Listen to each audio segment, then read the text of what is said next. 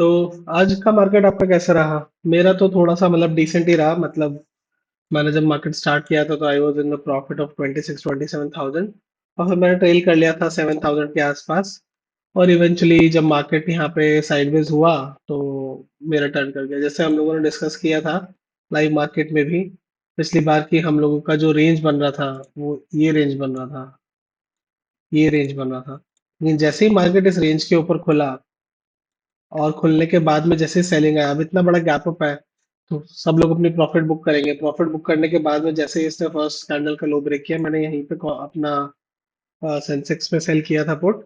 यहाँ पर जब गया तो मैं बस इस एक्सपेक्टेशन में था कि जैसे ही ये आज का हाई निकालेगा वैसे ही मैं एग्जिट कर जाऊंगा, क्योंकि एक्सपेक्टेशन ये थी कि ये थोड़ा सा हाई निकाले, हाई निकालने के बाद में वापस अंदर आ जाए और फिर ये रेंज में रहे। लेकिन फिर जैसे मैंने बोला था, अगर इसने हाई नहीं भी निकाला तो फिर ये बहुत ही छोटी रेंज में आ जाएगा, जैसे हमने डिस्कस किया था। तो फिर यहाँ तक मेरा 27 था, फिर ये नीचे आया, यहाँ पे कहीं मेरा ट्रेलिंग हिट हो गया तो मैं मोटा मोटा कॉस्ट टू कॉस्ट 5-6 हजार के प्रॉफिट में निकला।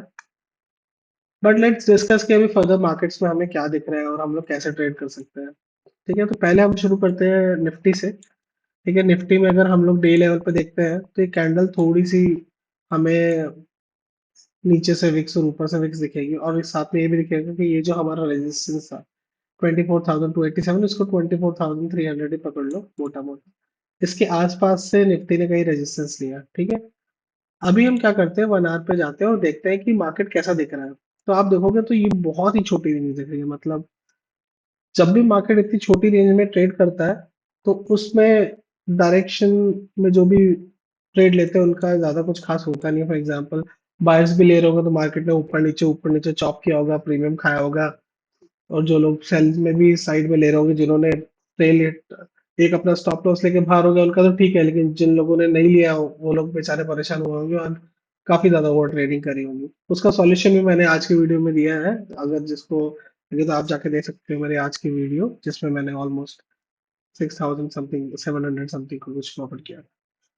अब डिस्कस करते हैं कि अभी मार्केट दिख कैसा रहा है। अभी हमें क्या दिख रहा है कि मार्केट बॉटम से एक ठीक ठाक रैली कर चुका है। ठीक है, अब दो तीन चीजें यहाँ पर मैटर करती है। अगर हम फिबोनाची सीरीज लगा के देखें तो ये जो हमारा लेवल है ये ऑलमोस्ट 50% का लेवल है जहाँ पे मार्केट रुका हुआ है।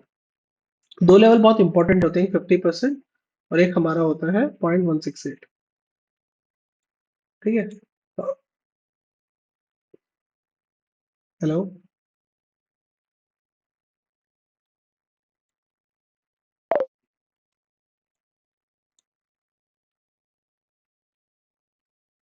आई होप मेरी आवाज आ रही है, सॉरी पीछे कुछ हुआ होगा।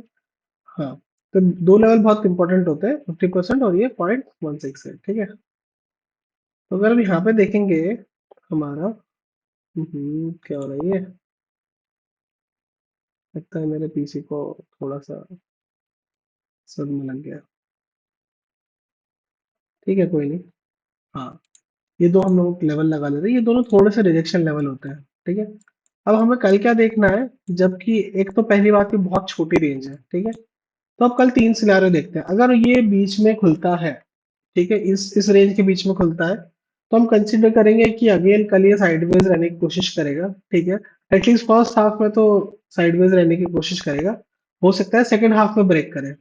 तो पहला हम लोग क्या कर सकते हैं, एक ट्रेडिंग स्ट्रैटेजी की, अगर ये मार्केट फर्स्ट हाफ में हमारा मार्केट साइडवेज रहता है और सेकंड हाफ में जहां ब्रेक करता है तो हम उस साइड का एक ट्रेड ले सकते हैं, और उस टाइम में प्रीमियम्स भी चीपर होंगे जो लोग सेंसेक्स में ट्रेड करते हैं।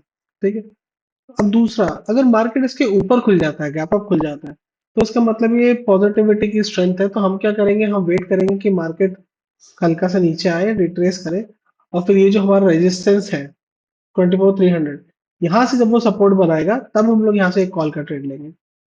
सिमिलरली अगर मार्केट नीचे आता है, इसका ब्रेक करता है, उस रेंज के अंदर आने की कोशिश करता है, तब हम ये गैप फिल का जो ट्रेड है, इस ट्रेड के लिए हम लोग जा सकते हैं कि हाँ ये सॉर्ट ऑफ यहाँ से स्टार्ट होगा और गैप फिल करेगा। लेकिन हमें इतना बड़ा नहीं सोचना है, हमें सोचना है कि 150-200 पॉइंट अगर हमें मिल जाएंगे तो बहुत है। ठीक है, तो पहला ऑप्शन कि अगर बीच में खुलता है तो I would suggest option buyers को कि भाई थोड़ा अवॉइड करना। ऑप्शन सेलर क्या कर सकते हैं, दोनों कॉल पुट बेच के बैठ सकते हैं और जिस साइड भी क्रॉस करे वो लेग को कट कर सकते हैं, तो उनको प्रॉफिट हो सकता है वहां पे। और गैप अप में जब मार्केट होगा तो हमें वेट करना है, रिट्रेस करेगा इस लेवल पे, तब हम यहाँ से कॉल लेंगे। और अगर ये नीचे की साइड में खुलता है तो हम वेट करेंगे कि रिट्रेस हो, यहाँ से रेजिस्टेंस ले 24,150 से, और फिर गैप फिल का ट्रेड हम लोग कोशिश कर सकते हैं। तो ये तो कंडीशन हो गई हमारे निफ्टी के लिए। अब हम डिस्कस करते हैं बैंक निफ्टी। बैंक निफ्टी में भी आप देखोगे ऑलमोस्ट सिमिलर ही सिनेरियो है यहाँ पे भी।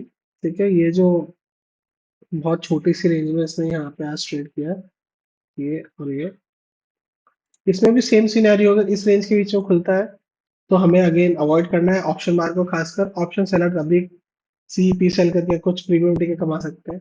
इसके ऊपर खुलता है तो अगेन हम लोग वेट करेंगे एक रिट्रेसमेंट का, जैसे ही मार्केट रिट्रेस होगा, रिट्रेस होने के बाद में फिर हम लोग यहाँ से कॉल का बनाएंगे ऊपर साइड का, और डे हाई के ब्रेक का टारगेट रखेंगे।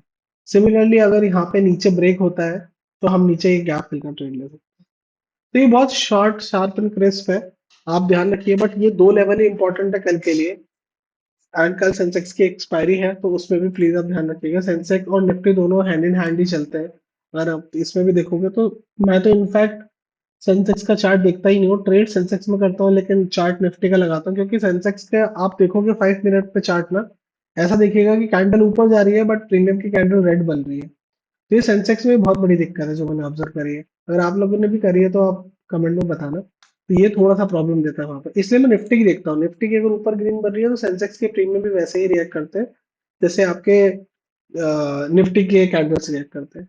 तो इसमें भी ये अच्छा खासा रेजिस्टेंस अगर मार्केट बीच में खुलता है, अगेन मैं तो बोलूंगा अवॉइड करो। जैसे ही इस रेंज के बाहर ट्रेड करना चालू करता है तब हमारे पास एक अच्छी अपॉर्चुनिटी है इस रेंज के ऊपर कॉल में और इस रेंज के नीचे पुट में ट्रेड लेने के लिए। करेक्ट। तो ये बहुत सिंपल सा एनालिसिस है, तो आप इसको प्लीज फॉलो करिए। एंड आज का दिन आपका कैसा गया बताइए। आगे अगर कुछ भी और लगता है तो आप बताइए। और इसके अलावा लाइक अगर किसी को बिटकॉइन में जो लोग ट्रेड करते हैं तो मैं बिटकॉइन का ही बता देता हूँ आपको लेवल्स। बिटकॉइन के भी ये जो लेवल्स है अभी, जैसे ये हाई है, यहाँ से ये ऑलरेडी रिजेक्शन ले चुका है।